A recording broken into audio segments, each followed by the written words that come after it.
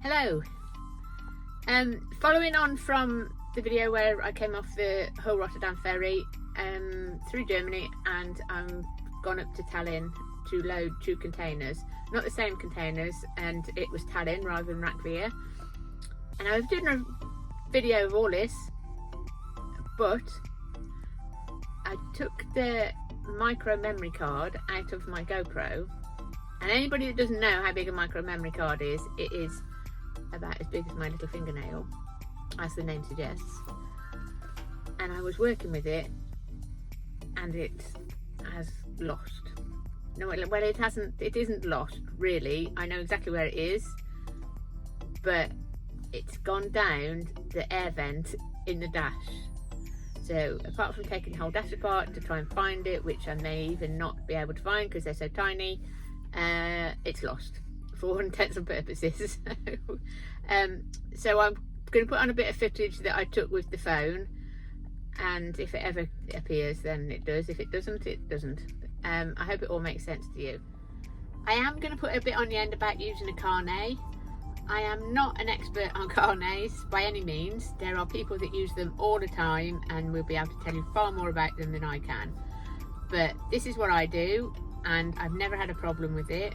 I've only ever gone UK to Europe, Europe to UK with a carnet. So there are people that obviously go to other places in the world, like I said, that can tell you more than I do. It's just a basic idea. So if you're told you're going out on a carnet, you can refer back to it. I will put on the paperwork, there's a piece of paper that I had when I first did it that's got instructions on it, so you can refer back to that. You can pause and refer back to that. I'll put both sides on so it gives you an idea if what I say doesn't make sense.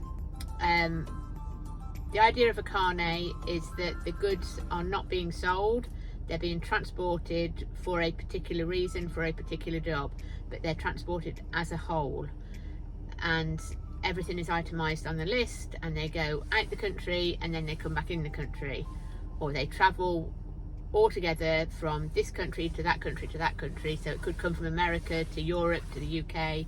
So that's the idea of them. Hopefully it helps somebody out. But like I said, there will be a million comments saying I'm doing it wrong, but I haven't had any problems so far. And one thing I will say is, just because I've only done UK to Europe with a carnet, is when you leave the UK, it must be stamped before you leave the country by a customs office, and then you stamp it, get it stamped when you enter Europe by a customs office, and then when you exit Europe again, you need it stamped by a European customs office, and then when you come back into the UK, you need it stamped by a UK office. So whichever port you're using, whether you're using the port, the train, or whatever, whichever one you're using, you must go to a customs office to take it in, to export it from the UK, to take it, import it into Europe, export it in out of Europe, import it into the UK. You must get it stamped. So at the end of your journey, you'll have at least 4 stamps in it. So I hope it all makes sense to you when I get that far. Before I go, I'd like to thank everybody that's bought me a coffee, everybody that's bought merch and subscribed to the channel. It really means a lot. The support is great. The channel isn't about me, it's about the industry, it's about what we do.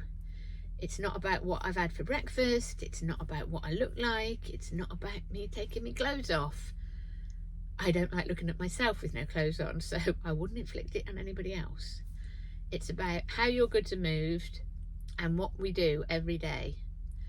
Whether you call yourself a lorry driver and you drive a lorry, or you're a truck driver and you drive a truck, or you're a truckie and you drive a truck, or you're a chauffeur and you drive a camion, it's about what we do in every country of the world. And hopefully there's a few tips along the way for new drivers, or drivers that are just given a job that they wouldn't normally do. It gives them a bit of confidence to say, yeah, I know what I'm doing. and it also shows the rest of the world that are not in the industry how their goods have got to them, because everything that you can see around you at some point has been on the back of a lorry. So thank you for your support, thank you for watching, and I will catch you next time.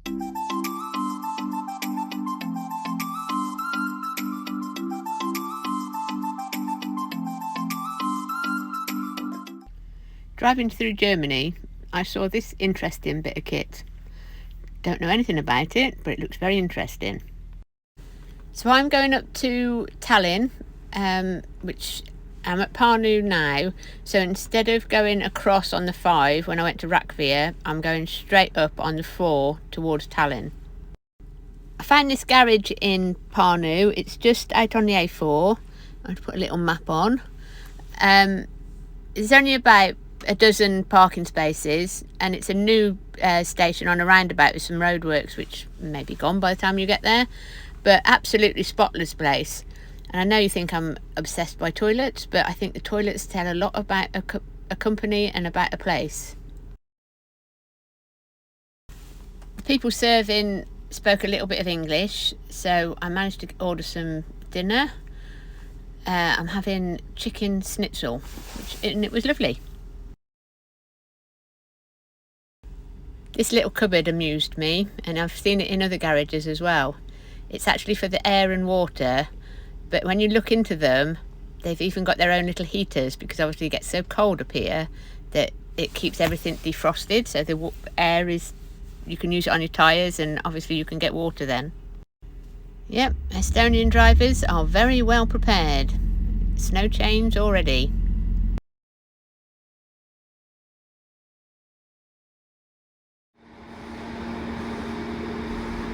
I'm collecting these containers from inside of an exhibition hall. They're all sealed, they've all got locks on, they've all got container locks on them.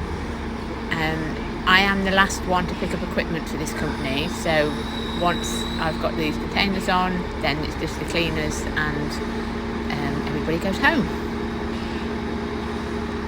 This fella has got a mobile crane, so he's come in by the side of me. Can you move your truck a little bit? Yeah. A bit closer to me. Sweet. I'd like to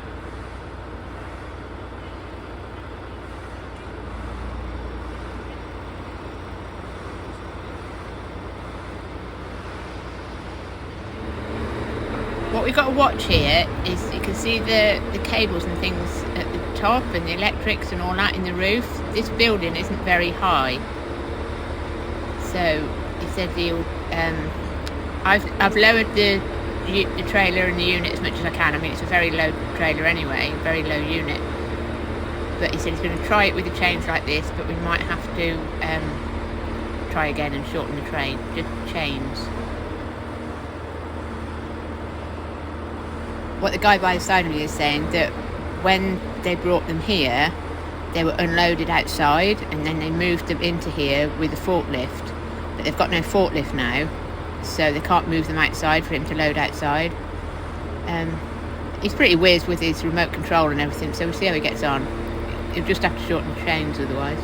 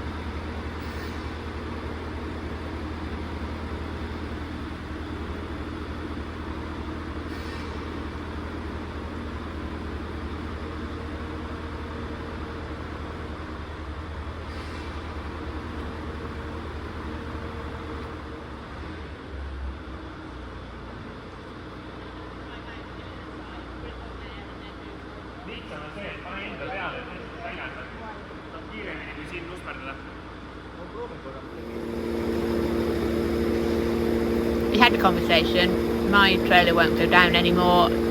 His crane can't go up anymore because of the roof, so he's just had to shorten the change. So hopefully I'll get it on this time.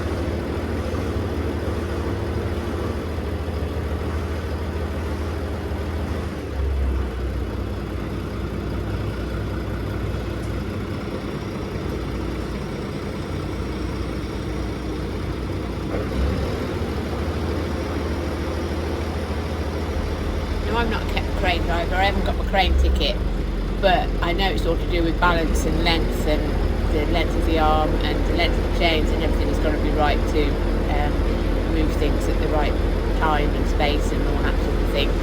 So I've just left it to him. It seemed high enough when he lifted it before, but it was something about the way it had to move that he couldn't get it on, so we're nearly there now.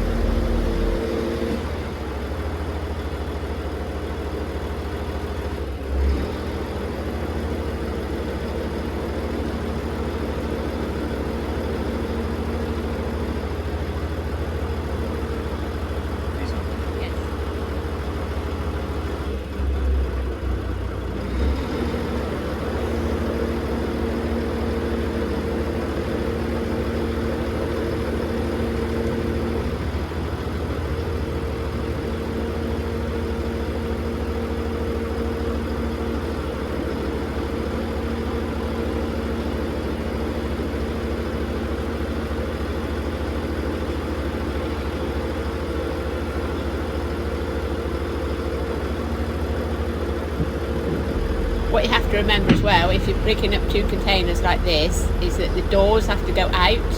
So like these doors are pointing forward because customs can request to see inside. Any customs officer can request to see inside, so you've got to be able to open the door. Logically you'd think, oh well, we'll put the doors facing each other for security and all that, but then you're stuck, and the customs officer's bound to be the day the customs officer decides he wants to do an inspection. And don't forget as well is that if, like with this one, they've put their own padlock on it and all that, but you'll need either the key to the padlock or the code. This one's got a code on it to let the customs officer in. The day that you don't do that will be the day that you need an inspection.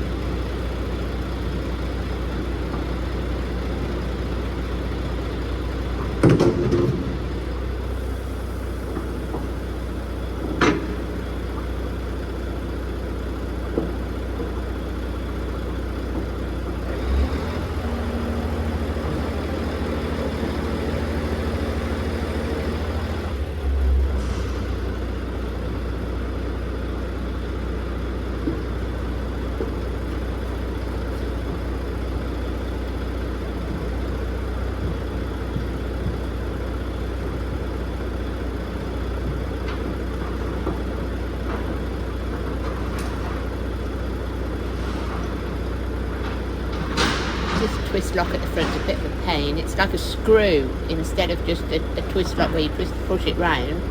It's like an actual screw, but what happens if you do it up too tight, when you're going along, it gets tighter and you can't get it off.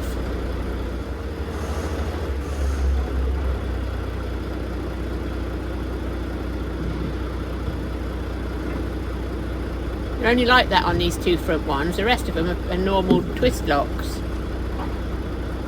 But it's just a blooming nuisance, as my mum used to say. Just trying to get it right without doing it too tight.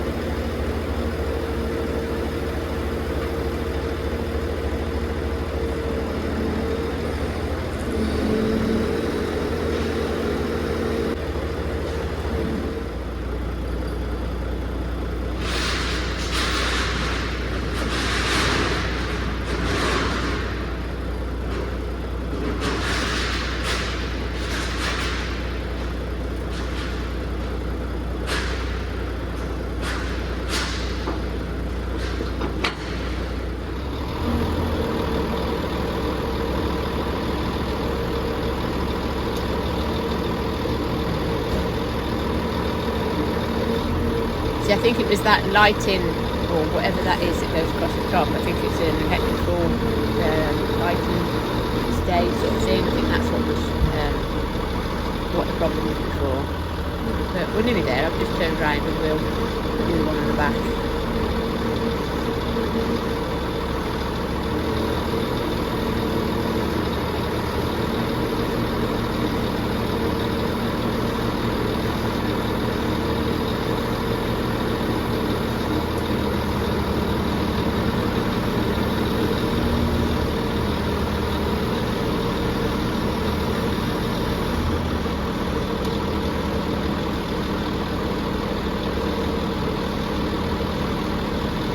Although these containers have got equipment in them, they've been used as offices as well. So they've got electrical connections coming out the roof. So I'm just putting a strap across to hold the electrical connection into the container so it's not banging about as I'm going along.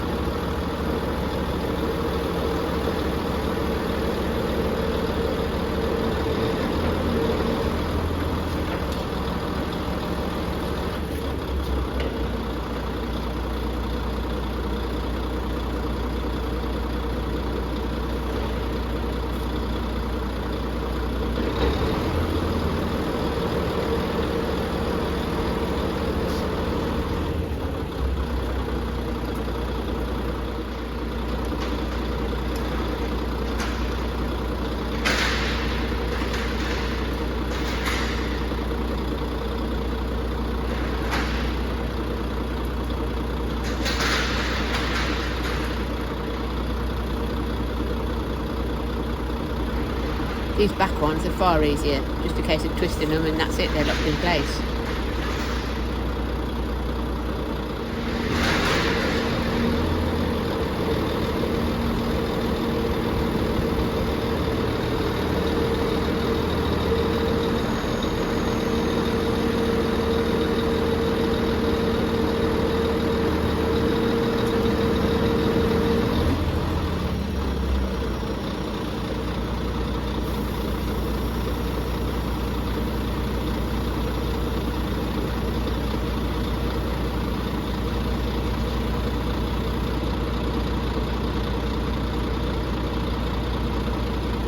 There we go, all tidy, all done, and we'll make our way back to the UK.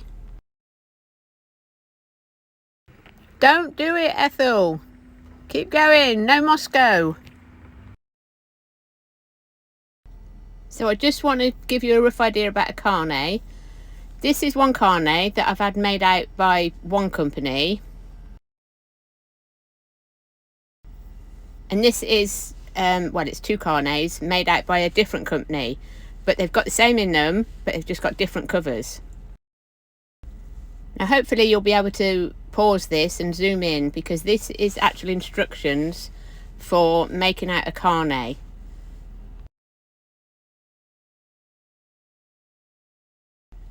This is just the other side, so if you get stuck and anything I say doesn't make sense, you can just pause it and zoom into these.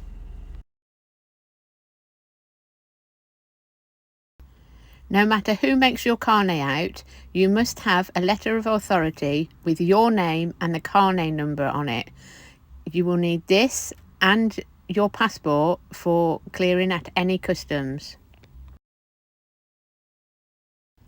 There are what seems like 1,000,000 pages in a carnet, but don't be too daunted, because a lot of them you'll quite likely not need to use.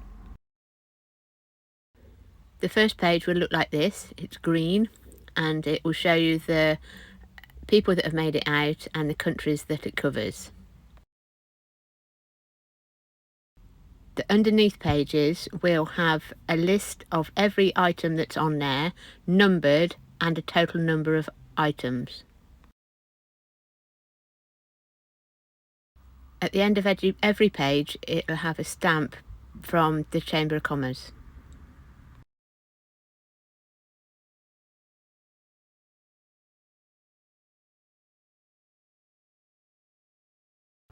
When exporting the UK, you will use the yellow sheet of paper and fill in these details that I've put on here.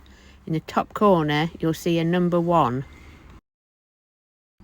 You'll also notice that on the left, it says exportation. This will correspond with the piece of paper that UK Border Force will stamp. They will also stamp the blue bit on the bottom.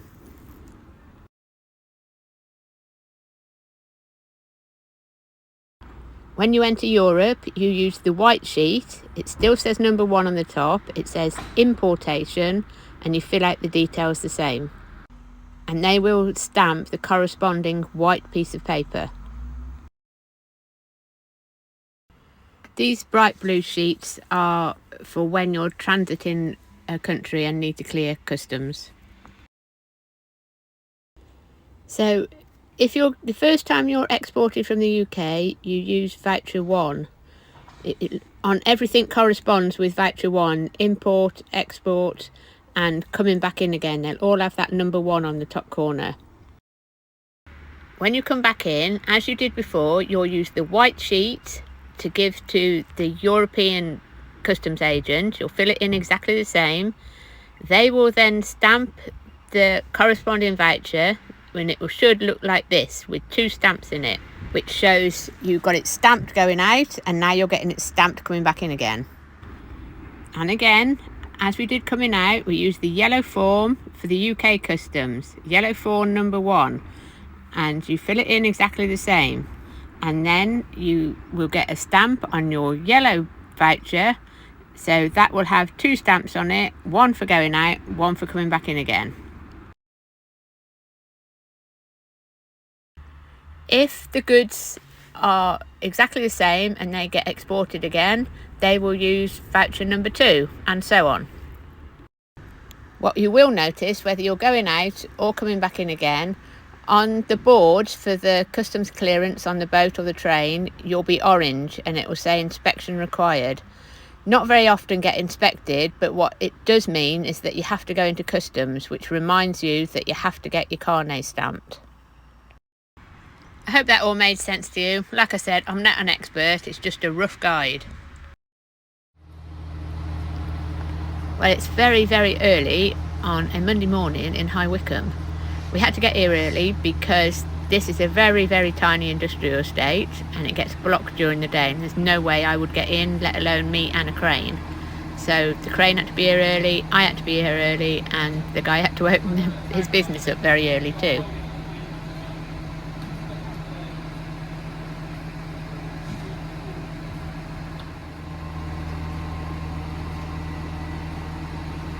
The other container is going somewhere else, so I'll just show you them taking this one off. It's it's a very, very tiny place, so once he's lifted it, before he puts it down, he needs to put it down in front of me. So what I'll have to do is move back so that he can put the container down where the customer wants it put.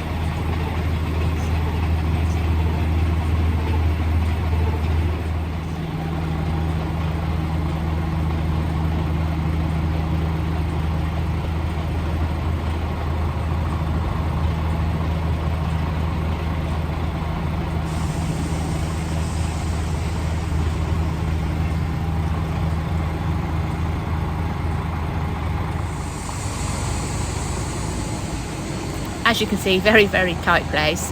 The crane banksman is showing me back just so I can get out. I just need to get my paperwork signed and then I'll go over and do the other container. I hope you've enjoyed this one. Sorry it's a bit disjointed, but like I said, I lost some of the footage. I hope it all made sense to you. If you did like it, please subscribe and I will catch up with you next time.